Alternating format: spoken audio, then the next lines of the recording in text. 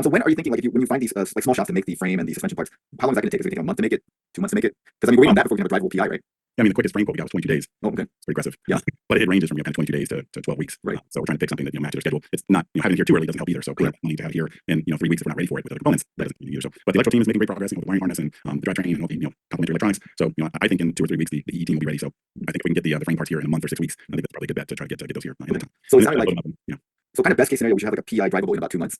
I think that's probably a good bet. Okay. June, July, July. I wouldn't overpromise and say sure. Probably wouldn't be August. September's not out of the question. But we're excited to see all this stuff come together. We want to drive the production version as quickly as possible too. And I think this is kind of where everything comes together. I've had a lot of companies over the year. This is my 9th startup. I've been through battery development programs, and the first company was computer networking. But every company kind of have this vision for what the product is. Start making it, and eventually it just seems like things start clicking, stuff starts coming together. And I've been through a bunch of book projects where that happens, where you work on this thing for 6 months, and now all the pieces of the puzzle come together, and next thing you know, you're out on a lake wakeboarding behind it, and it's all working fabulously. So that's kind of the point where we're at now. We've done all the hard work the last 6 months, and now we're starting to get these parts in, and this is where the fun starts. Okay, great. Because like I know that at the very beginning there's a lot of unknowns, right? When you guys restarted this in like late 2019, early 2020, there was a lot of unknowns, and there was some thought that like maybe we would have customer vehicles by 2022 or something like that. Obviously, didn't happen. We started with a very different vision for what the vehicle could be. And, the way that we kind of conceived of the vehicle was 1 to 4,000 vehicles a year, and that's very different than where we ended up. I see. And it's really because of the volume of interest that we had that it's like, no, we can't build 3 or 4,000 of these a year. We got to build 10, 20, 50,000 of these things a year, or we're never going to meet demand. And the whole goal of the company is to make the world a better place through efficient transportation. It doesn't do anybody or the world any good if we only put 100 out a year. It does the world good if you start to really displace combustion vehicles. And 50,000 vehicles a year, that's millions of barrels of oil that you're taking out. That's compared to other EVs, that's millions of pounds of extra batteries that weren't wasted on big, heavy, inefficient EVs. It's a totally different way to think about how transportation should work. And we always thought you got to price it right so people love it. You got to give it all the performance you can so people can find it really useful. And a little inspiration along the way doesn't hurt by making Jason Hill work extra hard to make it sexy and extra functional. So I think we've hit on all those marks, and now we've got to deliver on the promise. And COVID being in the middle of our plans did help, and we're really still feeling the effects of COVID. The supply chain is just finally starting to settle down after COVID. In the last 6 months, we've seen just dramatic changes in commodity prices for aluminum, battery cell prices, for high nickel content batteries have dropped to the floor. So it's a very different place that we live in now than we did 6 months ago. And I think I'm glad that we've had the extra time and that our community's been supportive of us, kind of doing it the right way. And even though we haven't had that benefactor come to us with a $100 million check, that we're still making progress every day. And the first vehicle's right around the corner, and production's right around after that corner. So I think we're in a really good spot. Even though time gets stressful over the last 2 years for sure. How do we make it happen and feeling the pressure of 48,000 people now that have orders for the APTERA. We have a great ballpark down here, Petco Park, but it only fits 43,000 people. So we have an overcapacity crowd of people that are waiting for APTERA, and we all feel it here, and we want to deliver as soon as we can. And obviously, the sooner that we're cash flow positive, the sooner all the fundraising stress is off, and then you're just optimizing and trying to build bigger, better volumes and different variants of the vehicle, and talking about 4-wheel APTERAs and all sorts of fun stuff. So that's the goal. I've done that with plenty of other companies. Once you get cash flow positivity, things get brighter. So that's the goal. Vehicles get cash flow positive quickly, and now we're on pace for 2025. So let's make it happen. What do you say about the idea of like, so originally when you guys started, you were like, oh, maybe we'll sell like 1,000 of these, maybe 5,000 of these, and I guess you guys were thinking about kind of hand building them one by one down in Carlsbad at that point. Was that the idea? Yeah, I don't know if I call it hand building, but the tack time of building 3 to 5 a day is very different than building 40 or 80 a day. Right. So you can station build stuff. That's how a lot of my boats were built. Early days, we were shipping 500-700 boats a year. It was just a station. It had 2 or 3 guys in the station, and the boat was just built stem to stern in the station. The boat shell ended up there, and then they just had a shelf full of parts, and they just installed all those parts until the boat was done. Then you go out and run on a lake and quality check it, and you ship it out to your dealer. We could have done that with the APTERA, the composites, very much so like we built boats, but it's terribly inefficient. And if you want to scale it, it's very difficult to scale. And once we had kind of 10,000, 20,000 orders, it was like how do we scale this archaic process into something that could deliver on the mass market promise of APTERA? And it was apparent that we needed to find partners, and that's Coach found CPC. He had a relationship with them before. He worked at Shelby Supercars and done amazing projects with them before, and they were just the right fit at the right time. And they just love the promise of scalability. I think a lot of what has really gotten us into good graces of very capable suppliers is that we're so different. Everything else they've worked on could be cool, could be a very sexy sports car, but it ain't solar mobility. It ain't something that looks like the future. And I think the executives of these companies, they see a presentation like APTERA, they go, oh wow, that's cool. I want to be associated with that. So I think everyone loves the idea and the design and about efficiency and all that. I think that it's very clear that you guys have a very strong fan base. And I started this YouTube channel. I'm not anything like a YouTuber, but it blew up mainly because of the idea. And so what do you say to the idea of some people saying maybe you should have done the 1,000 vehicles a year, delivered some vehicles, and maybe that would have gotten you funding faster because people would say, oh yeah, this company can deliver a vehicle. What do you say to that?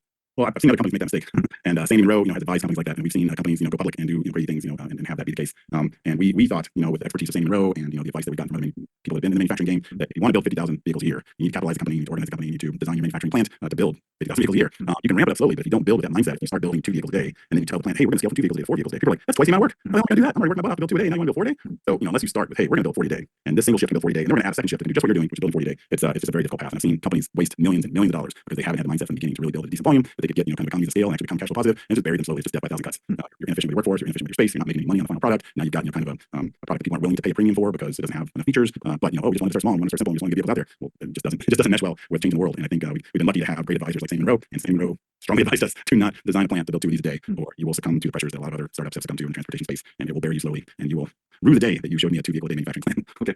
All right. So if we see, let's say we see a PI like August, how long are you guys expecting like all the PI testing and validation to take? Is that going to take like 6 months, 8 months, 9 months? A lot of the initial stuff gets done pretty quick. Crash lab stuff and that stuff, it happens in weeks. It's really some of the bigger checks that we have to write for like the ABS system and airbags and stuff like that, that the companies that we have to get on board to do that take a long time. So it sucks that we're kind of beholden to the schedules of other companies once we have funding and start our own validation. But it's kind of in the 6 to 9 month range. Okay. But keep in mind that just because we haven't finished all of the validation with a supplier doesn't mean we can't ship vehicles. So we can add some features after we ship the first 20 or 100 or 200. You probably don't want too many out in the field where you have to come back in and flash them for different features and stuff. But that is something that we expect. We don't expect like some companies, Ford and GM, Toyota, they would go through every ounce of all of that validation and would never ship some of the vehicles out until everything is buttoned up. We expect that some of the stuff, the user interface stuff, will evolve rapidly and start to deliver our first vehicles. And the first deliveries and the first accelerators that have some of the early spots, we're going to expect feedback, and they're out there, they're part of the family. And the first vehicles, whether something is squeaking because we didn't put a buffer pad on the back of it or something like that, we'll learn all of that stuff very quickly. And it's something that I think is largely expected. But with the anxiousness to get vehicles on the road, I think it's just the right approach. We could take the extra 6 months to really button up everything, have an internal test fleet that we put over 2 million miles on and stuff. But I think it's just right that we work with all of our validation partners, and we get the vehicle to a point where we feel it's stable and as safe as it can be. And then some of the other usability stuff is stuff that we sort out over the first couple months. Yeah. And then it takes us kind of 3 to 6 months to ramp up to rate production anyway. So while we're ramping up to rate production, we can figure out some of those growing pains, problems, and some of the stuff you just don't learn until vehicles are in people's hands. Yeah.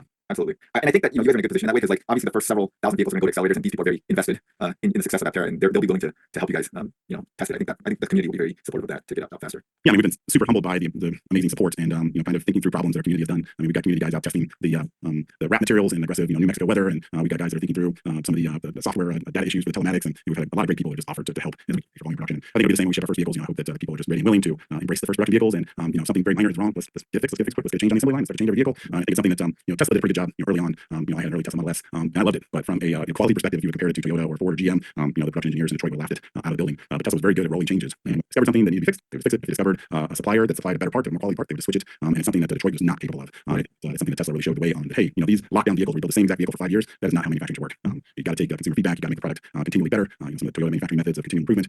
And I think Tesla exemplified that in a lot of ways. And they've proven to be with the Model Y the most popular vehicle in the world now. Who would have thought a decade ago that the Tesla Model Y would be the best-selling vehicle in the world? Abundant, no industry analyst, no one would have said that. But here we are. So Sandy Monroe agrees with that philosophy, and it's something that he fought in Detroit all the time. There's dodginess just wouldn't allow them to fix things. So we want to make the APTERA product better every day. We want to embrace the aftermarket, so we can have great accessories and support for the vehicle. We want to let people know how the vehicle works. So if they want to make it better, make the product make it better, then they just know. And I think that's kind of in the APTERA spirit and the way we want to build companies. Yeah. So you're kind of designing the factory to be just very nimble in the supply chain, so that you can make changes fairly easily. Yeah, exactly.